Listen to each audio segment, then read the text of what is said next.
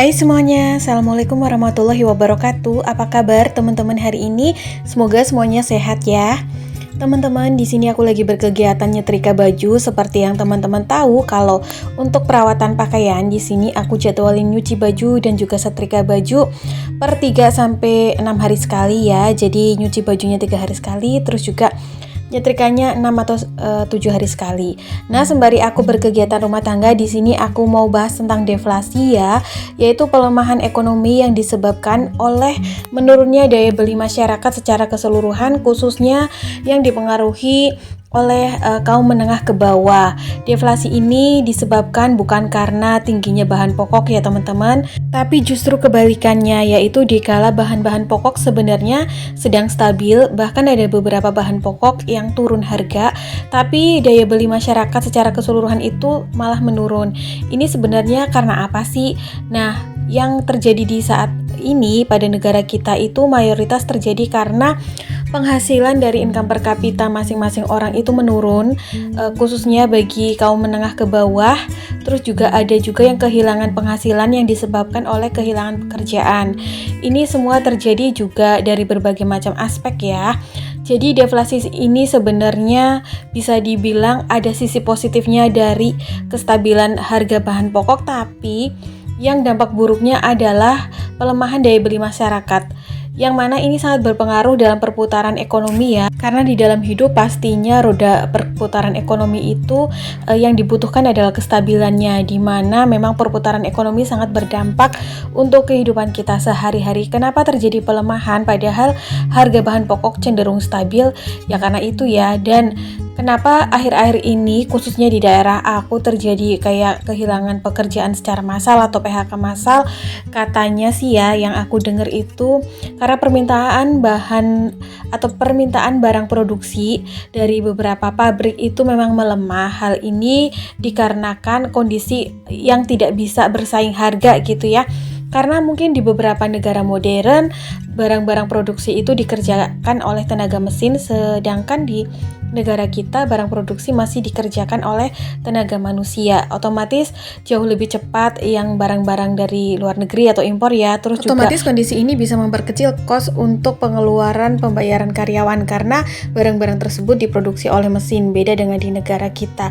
Jadi otomatis kalah saing harga gitu ya teman-teman, mereka bisa jual dengan harga murah.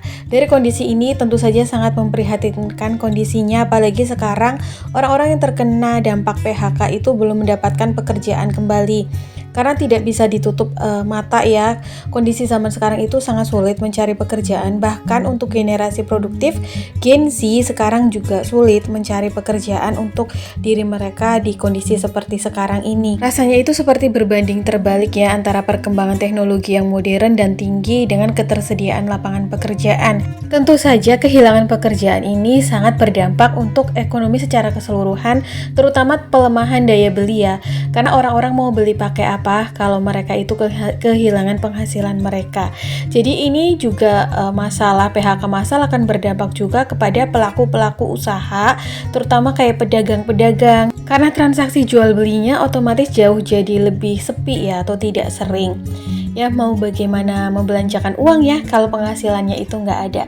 Sebenarnya kondisi ini tuh sangat prihatin, padahal di kondisi sekarang ini kita tidak terdampak pandemi, tidak terdampak kayak krisis ekonomi ya atau krisis finansial, tapi nggak tahu kenapa aku juga di sini tidak tahu kenapa banyak sekali terjadi kayak PHK massal, terus juga pemberhentian pekerjaan pada khususnya lapisan menengah ke bawah yang mereka bekerja di pabrik atau di PT. Karena ini berdasarkan pengalaman pribadi aku di lingkungan tempat tinggal aku ya, di kota kecil di Purbalingga khususnya.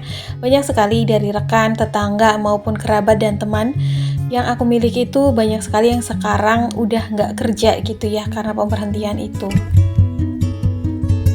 Sedangkan mereka belum bisa nih untuk mencari pekerjaan lagi karena minimnya ketersediaan lapangan pekerjaan.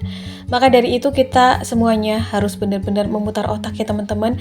Untuk teman-teman yang bisa berpenghasilan secara mandiri, baik itu dari wirausaha maupun apapun itu, baik dari memanfaatkan media sosial, pokoknya kita harus tetap bersyukur ya. Sebenarnya dampak positif dari deflasi ini penurunan daya beli masyarakat, tapi harga-harga bahan pokok itu tetap stabil.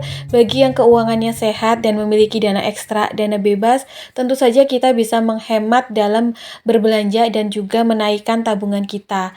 Karena dari harga-harga yang stabil dan juga ada beberapa yang turun, kita jauh bisa lebih menghemat anggaran belanja kita, sehingga sisa anggaran belanja bisa kita tabung dengan lebih banyak.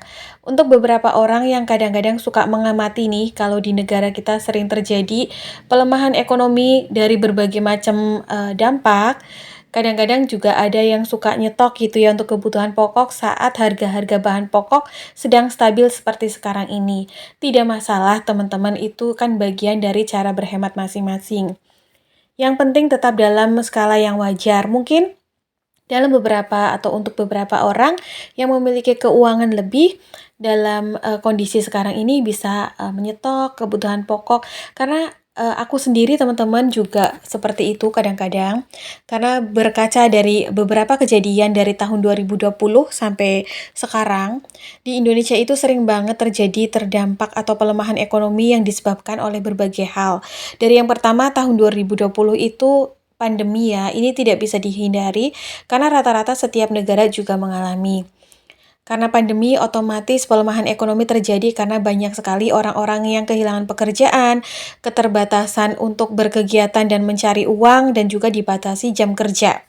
Lalu setelah pandemi, otomatis itu kita pasti ingat ada kelangkaan dan juga kenaikan harga minyak goreng yang sangat tinggi. Padahal di negara kita itu terkenal sumber penghasil minyak goreng terbesar ya. Terus juga dari situ juga kita pasti ingat banyaknya saat itu ibu-ibu mengantri karena minyak goreng adalah salah satu komoditi kebutuhan pokok kita sehari-hari yang kita gunakan untuk memasak, untuk berjualan kalau yang memang usahanya makanan gitu ya teman-teman. Setelah minyak goreng, aku juga ingat saat itu ada kendala gula pasir juga langka dan juga harganya mahal, sempat tembus 18 sampai 19 ribu per kilonya ya saat itu. Dari gula pasir yang paling membuat ibu-ibu syok itu adalah kenaikan harga bahan pokok utama yaitu beras pada beberapa waktu yang lalu yang mencapai 17 sampai 18 ribu per kilo. Dengan juga kondisi seperti kejadian minyak goreng, harga beras kemasan stabil tapi barangnya langka. Harga beras yang di pasaran harganya mahal sekali ya teman-teman meskipun stoknya banyak. Dari kejadian tersebut di sini tuh aku seperti belajar dan mawas diri bahwa tidak menutup kemungkinan ada kejadian-kejadian maupun kejutan-kejutan ke depannya yang tidak bisa kita prediksi ya teman-teman. Maka dari itu kita sebagai ibu rumah tangga harus benar-benar jeli membaca kondisi untuk tidak lengah dan juga tidak jengah dalam pengontrolan keuangan rumah tangga kita. Kalau yang penghasilannya minim atau kecil seperti aku, sebisa mungkin tahan-tahanlah selera untuk tidak berbelanja di luar kebutuhan pokok. Yang tujuannya adalah di mana ketika kita memiliki sisa anggaran tersebut, kita bisa gunakan atau manfaatkan anggarannya untuk membelanjakan bahan pokok yang sedang harganya turun atau lagi murah nih untuk sekarang ini. Lalu juga pasti ibu-ibu udah pada pinter ya dalam memanfaatkan promo, terus juga diskon member itu juga bisa dilakukan. Karena tidak menutup kemungkinan nih beberapa waktu ke depan mungkin ada beberapa kenaikan barang bahan-bahan baku yang tidak bisa kita prediksi. Apalagi nih nanti jenisnya yang akan naik dan terjadi kelangkaan. Namun meskipun beberapa bahan pokok ini mengalami harga yang stabil, kita juga jangan sampai lengah bahwa ada pos budget yang mengalami kenaikan untuk saat-saat ini, terutama untuk tagihan bulanan. Kalau teman-teman bisa perhatikan lebih detail untuk tagihan seperti listrik, air itu ada mengalami kenaikan. Aku juga mengalami sendiri di mana tagihan air itu setiap bulannya sekarang udah naik 2 kali lipat. Selain itu, pajak juga udah mulai naik di atas 10% ya teman-teman, dimana kalau kita melakukan transaksi menggunakan mobile banking ataupun aplikasi keuangan lainnya. Terus juga selain itu kalau kita makan di tempat makan, baik warung makan maupun restoran, itu udah ada pajaknya teman-teman, dan pajaknya itu udah lebih dari 10% loh. Mungkin juga ada di beberapa tempat perbelanjaan ya. Sekarang tuh di bawahnya udah ada PPN-nya lebih dari 10%. Nah, itu kan hal-hal yang sebenarnya kadang-kadang kita tidak sadari karena tidak ada pengumuman secara resminya.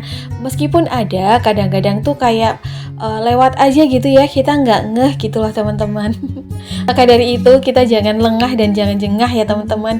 Jangan sampai terlena dengan kondisi yang katanya bahan pokoknya stabil, tapi ada beberapa tagihan pokok bulanan khususnya untuk rumah tangga itu yang mengalami kenaikan. Dan juga jangan lupa juga harga BBM itu semakin harinya semakin mahal, banyak peraturan dan juga dibatasi. Jadi kita tuh harus benar-benar memperhatikan dan jeli ya, karena kejelian kita ini bermanfaat untuk keuangan kita sendiri nantinya. Apalagi di saat sekarang kondisi ekonomi sedang melemah dan juga kita lagi sulit nih untuk mencari penghasilan tambahan. Dari berbagai macam kondisi pelemahan ekonomi yang terjadi dari tahun 2020 sampai sekarang ini, aku jadi belajar teman-teman untuk tidak gegabah, apalagi dalam hal mengambil kredit ya. Karena untuk zaman sekarang modern seperti sekarang ini, kebebasan finansial adalah hal yang paling diimpikan dan hal yang paling penting untuk bisa kita raih. Karena dengan bebas kredit, bebas hutang itu menjadikan kehidupan kita setidaknya lebih tenang, terutama dalam kondisi-kondisi tertentu yang kadang-kadang ada aja gitu ya kendala, dampak ekonomi terjadi dari berbagai macam aspek. Setidaknya dengan memiliki bebas cicilan atau bebas hutang dan bebas kredit, orang-orang akan lebih fokus pada pemenuhan kebutuhan pokoknya saja.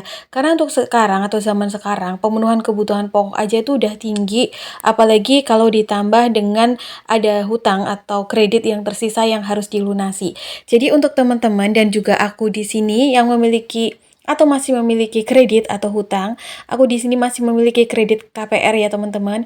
Mudah-mudahan kita bisa segera melunasi hutang tersebut ya, sehingga kita menjadi pribadi atau individu yang bebas finansial, bebas hutang. Jadi dalam kondisi-kondisi apapun kita lebih bisa memanajemen keuangan kita jauh lebih lega, jauh lebih nyaman. Karena kalau yang namanya memiliki tagihan kredit itu pastinya sifatnya wajib, ada aturannya, ada tanggal yang harus kita bayar ya, ada jatuh temponya.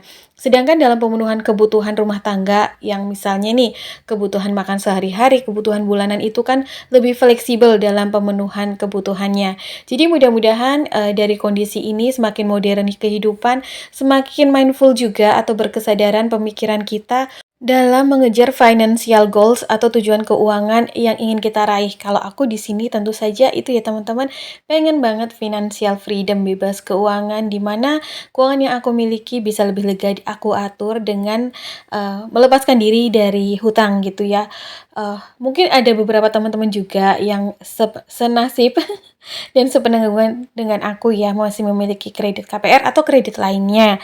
Mudah-mudahan kita bisa segera membayar sampai lunas ya teman-teman, agar kehidupan kita nantinya bisa lebih baik. Meskipun kita di sini penghasilan kecil, maka dari itu justru dari penghasilan kecil ini juga kita tetap wajib bareng-bareng bersemangat dan disiplin mengatur keuangan supaya tidak sampai over budget, tidak sampai kurang. Karena kalau udah sampai kurang, minus, itu udah repot banget dalam setiap bulannya. Pasti kita memerlukan dana tambahan dalam membackup atau memenuhi kebutuhan kita dalam setiap bulannya atau kehidupan kita sehari-hari. Apalagi di negara ini, kadang-kadang tuh kejutan-kejutan ekonomi suka datang secara tiba-tiba tanpa pemberitahuan, dan solusi yang diberikannya pun kadang-kadang masih mengambang gitu ya teman-teman. Jadi pokoknya kita harus tetap semangat bareng-bareng, saling mengingatkan ya untuk tetap melakukan upaya berhemat untuk kepentingan keluarga kita masing-masing. Teman-teman, kayaknya sampai di sini dulu ya video aku hari ini. Semoga apa yang aku share bermanfaat. Kita ketemu di next video. Assalamualaikum. Bye.